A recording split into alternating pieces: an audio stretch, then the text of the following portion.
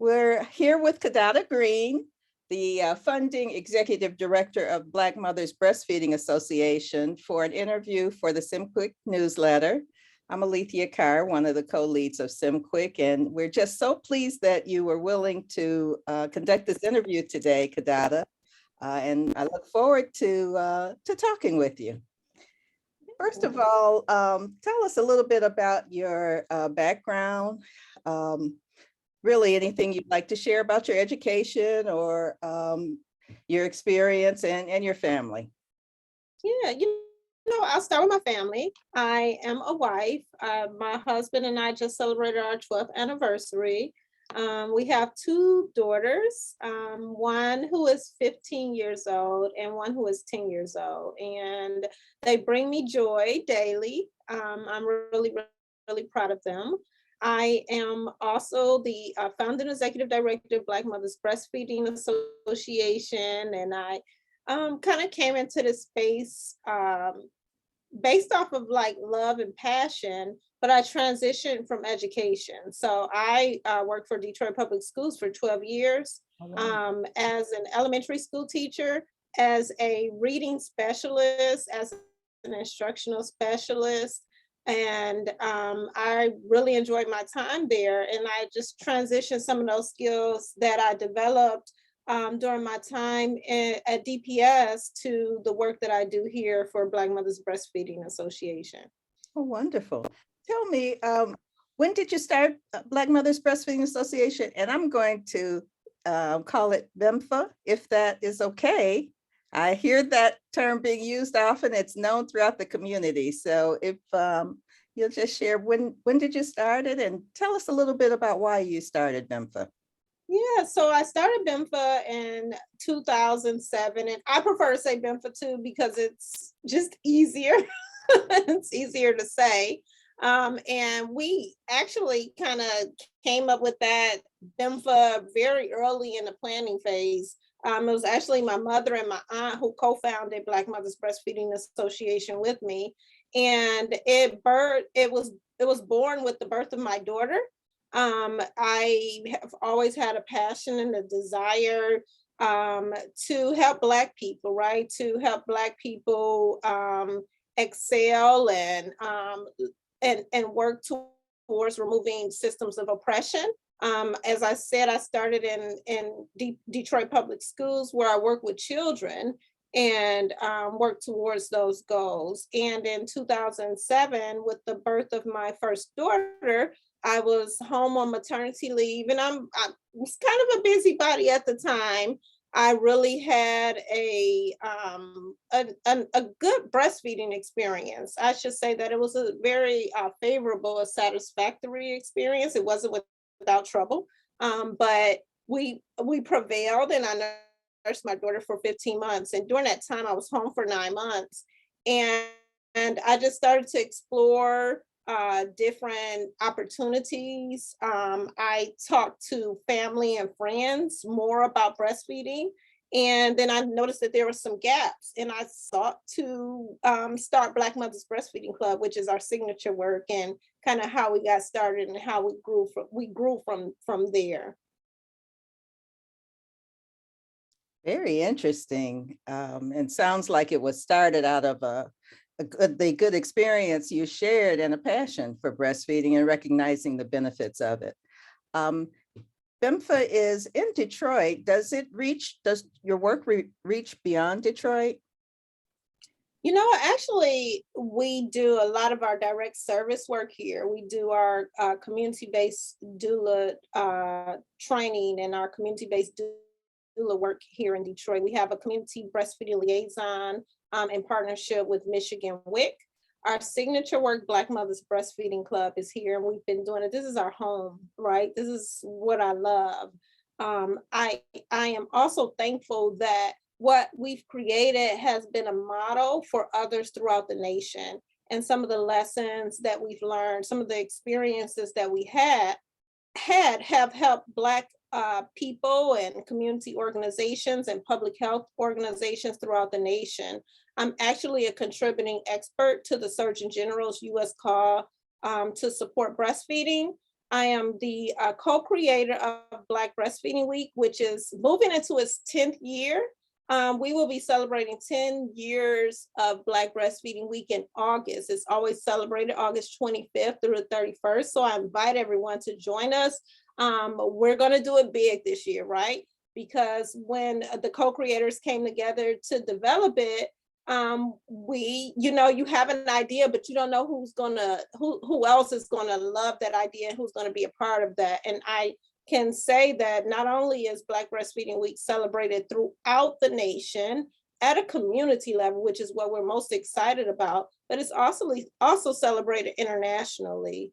BMBFA is also the anchor organization for the Black Breastfeeding Caucus, which is a national organization that brings together advocates in this space, in the breastfeeding space, who look to mobilize communities, institutions, public and private, and supporting families and improving breastfeeding outcomes. Wow, I just learned a lot. I didn't realize it was that Black Breastfeeding Week was that well known and spread so broadly. That's wonderful. That is really wonderful. Thank you. I mean, we've had over, and these are just folks who register, right? So we ask people to register their events. We've had over 110 registered events in 1 year, celebrated throughout the nation. One other thing that I really find impactful and that I've really just learned in the last 2 years is when I hear other organizations talk about how they started and how their work was birthed. A lot of it was birthed from Black Breastfeeding Week. They said we had a Black Breastfeeding Week event, and then an organization or a group was born. And that's what's important to me, really, is that the work is being done, that it's being done at a community grassroots level, and people are embracing it. And so I'm thankful for that. I feel like I feel like I'm proud of the work that we've done, and I feel like it can continue to grow. But I'm really inspired by others who are doing the work, who are coming into the space. I've been doing this for 15 years. So it's really inspiring to see other people doing the work and looking at all the innovation and the different takes on it. When I'm not on TikTok, but I do see TikTok videos on Instagram, and I see the reels and the Black breastfeeding reels, and it just brings me so much joy. And when people start emailing us in February about Black Breastfeeding Week that's happening in August, and I'm thrilled. So to answer your question, yes, we have a strong impact locally, but also nationally. And so I'm happy about that. Wow. I'm just smiling as I listen to you talk about it, because thinking about the value of breastfeeding and how it just seems to have spilled over to Black Breastfeeding Week to grow other events and impact others is just wonderful. Since you've been doing this work for the last 15 years, tell us about your greatest challenge in establishing BMBFA and maintaining it. I think with anyone who looks to challenge systems of oppression, who wishes to deal with inequities in health, who's really unwavering about their mission, about supporting Black people, and proud to say it, and happy to center Black people in the work that they do, you're faced with a few things. I think that some of my challenges over the year have been, where should I start? I would say disparity pimping, marginalization, tokenism. Those are some of the things that really stand out to me. And I've been doing a lot of reflecting in the last 2 months, because we're about to launch the Birth and Breastfeeding Leadership Institute, which is an opportunity for me to support people who inspire me, right? I just finished talking about younger people who are coming up in this work and who are interested in this work, whether they're younger or older, whether you're emerging, evolving or an established leader, but really trying to make it easier for people to support Black mamas. Like, it shouldn't be that hard. People shouldn't be pimping you out for your work, like for your intellectual property. You shouldn't be tokenized. Those are things and harms that I want to help people to navigate. I can't say that I can eliminate them. And you shouldn't be concerned about marginalization, right? Because we should be working together. But being that it is what it is, I want to help people to navigate that. I want people to be able to be resilient and sustain in their leadership. And so I've been reflecting a lot because I've been working on lessons for the Birth and Breastfeeding Leadership Institute, which is launching in the summer of this year. And it's been an opportunity for me to really think and be vulnerable and think about those lessons that I've learned so that I can share and others can grow from them. Wow, you shared such great words of pearls of wisdom with us. Tell us a little bit more about the Birth and Breastfeeding Leadership Institute. What is that going to be, and who's eligible to participate, and what's the length of time that you expect it to run? Well, the Institute is supported by the W.K. Kellogg Foundation. We spent the last over 2 years planning the Institute. And anything that we do is really centered around Black mamas. It's centered around Black birth workers. And so what we did is we went virtually. The original plan was to go and travel, but as we know, life happened. And so we held regional community conversations in the 5 regions throughout the United States with Black birth workers, with Black mamas, right? To really hear what's happening culturally and also regionally in this space, right? In the breastfeeding space and the birthing space. And we used that information to inform and build and design a curriculum that has we've been able to pick out competencies and modules and topics really built on that conversation. We also published a white paper based on that conversation, and you can find that on our website at BMBFA.org if you want to dig deeper into that.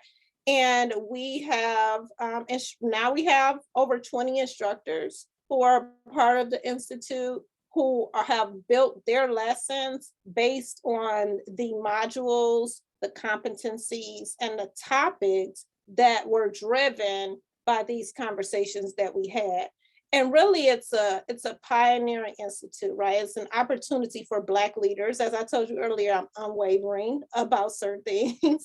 And it's an opportunity to build Black leadership. So if you're an emerging leader, if you're an evolving leader, if you're an established leader, and you feel like there's some room for you to grow, there's some development that is needed, then we invite you to be a part of the Institute. You can find more information again on our website about it. We're launching it this summer, so the application process will be opening up in about a month. And I should say May, because I don't know when people are going to see this. The application process will be opening up in May of 2022. We ask that you really take a time to look and see if the Institute is something that is for you. And what's our tagline is learn, lead, love, liberate. And so that's what we're hoping to do: learn, lead, love, liberate. And from that, we're hoping to build leaders, whether you're in public health, whether you're in direct service, if you are in communications and you have a passion for maternal child health, if you're grassroots, if you're an organizer and this is your passion. So whatever brings you to birth and breastfeeding, whatever brings you to maternal child health, and you're a Black emerging, evolving, or established leader, then this is the Institute for you to really help ground you. I have a vision to make it easier for people. I did a lot of self-learning. I was lucky to have I'm thankful. I should say for you, Alethea, like you came to me, you saw something in me. So I'm lucky to be in a space where Black women have who've experienced something and have seen something in me, have kind of grabbed me and said, hey, I want to support you. I want to acknowledge you. I want to uplift you. And I want to offer that gift to others. So I feel like it's my duty, and this is an opportunity to do that. That is wonderful. Oh, I'm so excited to hear about. I didn't know anything about the Institute, and it really is exciting to hear the plans that you have in place, that you've gotten support from the Kellogg Foundation. Certainly, I knows success and good ideas when they see it. And so I'm really pleased to hear about the Institute, and want to make sure we spread the word for you to let others know about it. Are there any challenges? I'm sorry. Are there any successes? You've talked about your challenges, which made it really clear. But what is your greatest success? I mean, you've got a lot, I'm sure, to choose from. But would you like to share one in particular today? You know, what is my greatest success? I would say that I don't know, like I've been asked to write books. Like I don't have any interest in writing a book. So how can you, because I feel like you come to a point where you have like knowledge, you have information, it shouldn't reside here, right? I shouldn't be beholding of it. Otherwise it's pointless, right? So others should be able to learn from that. Others should be able to use my experiences to continue to impact systems of oppression. And so I think that in lieu of a memoir, I've taken everything that I've learned and I put it into the Institute, and I put it into the BMBFA Bright Hub. So I feel really good about those. And I also feel like it's still in our signature work, Black Mothers Breastfeeding Club. And so I would say I'm extremely proud of that because it's been running without interruption since 2008. So Black Mothers Breastfeeding Club, not only has it been here in Detroit, it has been replicated in Shreveport, Louisiana, and it has been replicated in Gaithersburg, Maryland, some years ago. So that's my first baby, right? That's my first love. And from that blossomed so much. So the BMBFA Bright Hub is it's the virtual community for parent clubs. It's a mobile app. It's web-based. It's an effective, efficient, easy, and engaging way for people who have support groups or parent clubs that support mamas in their maternal stages from 0 to age just 2 years. It makes it easier for you. It takes the hard work out of it. It takes the reporting out of it. It keeps you in contact with your members. It's a tool, it's an innovative tool that is, again, it makes it easier because like I said, we've been doing these groups for a while. How can you take the work out of it and make it easier for people? So I would say that I've taken everything that I've learned. If you want to get into my brain, it's in the BMBFA Bright Hub and it's in the Birth and Breastfeeding Leadership Institute. So I'm very proud of those. Those are successes for me. Is the Bright Hub something that can be purchased, or how would people have access to it? Well, you can download it in the App Store. You can download it in the Google Play Store. It's also web-based, so you can go to brighthub.bmfa.org to locate it. And excuse me, if you're interested in subscribing, you can go on our website. You can go to our website and set up an opportunity to meet with us to learn more. You can click right on there and to subscribe. So the app is for members. So if you're on the app and if you're a mother and you're on the app, then you should download it there. If you run or host a club, then you want to go onto the website and sign up at brighthub.bmfa.org. And it's free for members. There's a free subscription time that we offer for clubs, but after that, there is a subscription fee to use the BMBFA Bright Hub. Wow, thank you. No, that's great to learn about, and to have the specifics will help others to be able to access it and take a look at it for possible use. You've done so much, Kiddada, in the short time you've been in this field. Tell us a little bit about the recognitions you've received from BMBFA for the work that you've done. Oh, do I have to? You don't have to list them all, but maybe categories, highlight certain agencies that may have recognized you. So back there is a proclamation from the city of Detroit for Black Breastfeeding Week, which is always exciting when our policymakers sign on and support something. So I'm excited about that. I think I've had a couple of Spirit of Detroit awards. I'm really proud about those. So yeah, because I'm a Detroiter, I'm a CAS technician. Did you know I went to CAS? Did you know I was a CAS technician? No, I didn't, but I am too. So I'm not surprised because greatness I'm not surprised. What else have I received? I've received some recognition from the state of Michigan for health equity leadership. So that's really exciting to have. And you know what else? I've received an award from some of our community members who just said they wanted to give me an award. So wonderful. I mean, what better way to feel gratitude and be thankful than to receive something from people who you're who you're working with. Very true. So, or working for. Thank you. Well, that's a good lead in for you to talk a little bit about why Black Maternal Health Week is important. And I know you're sponsoring an event this week, so share a little information about that with us.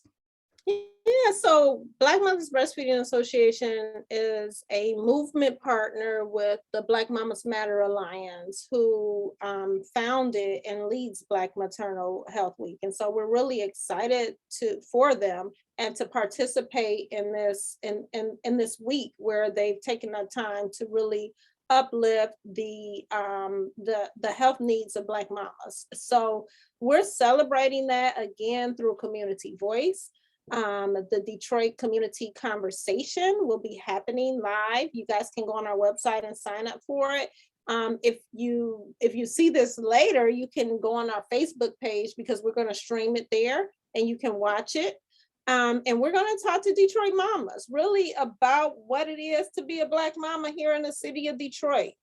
And really just listen, right? And to converse, to listen, to uplift, and to amplify Black experiences, which are so often overlooked or dismissed. And so we're happy to have the opportunity to have the space to have folks to amplify the voices of Black mamas. Very good. And Black Maternal Health Week is April 11th through the 17th this year, right?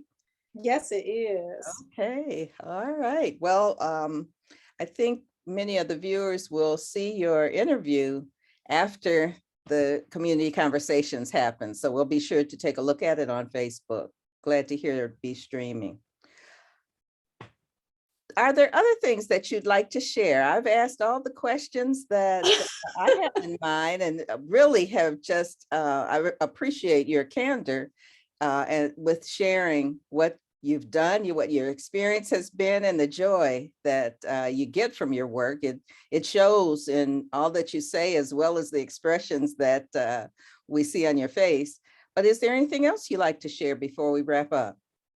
You know, thank you for the opportunity. Thank you for including me and taking the opportunity to uplift the work of Black Mothers Breastfeeding Association. I'm appreciative. So yeah, I just ask people to celebrate and honor Black mamas. That's what we're asking. And join us in that, whether that is on an individual level where you're celebrating and honoring and uplifting the Black mamas that are in your family, And whether that looks like smiling at a pregnant woman when you see her, just smile and nod and give her that assurance that we so often need. You never know how far a smile could go. Or even if that's about policy, right? If you're deep in it, then make sure that you're doing things to support policy. We just put out the SWOT analysis for community-based doulas. We'll be following that up with the policy brief. So look to see something in the coming weeks from us regarding what we have to say about policies around doulas in Michigan. Wonderful. Well, thank you again. Do you want to give us your website one more time before we wrap up? And I really appreciate, again, you sharing this time with us today. I've learned a lot. I hope those that have taken time to view this interview are learning something too, and will visit your website. So again, thank you for doing this. And I'll let you close out with BMBFA's website one more time, and we'll say goodbye and have a good afternoon. Yes, thank you again. You can find us on social media platforms at BMBFA. That's on Twitter, Instagram, and Facebook. Or you can visit our website at bmbfa.org or blackmothersbreastfeeding.org. Thank you so much. Have a great afternoon. You too. Bye.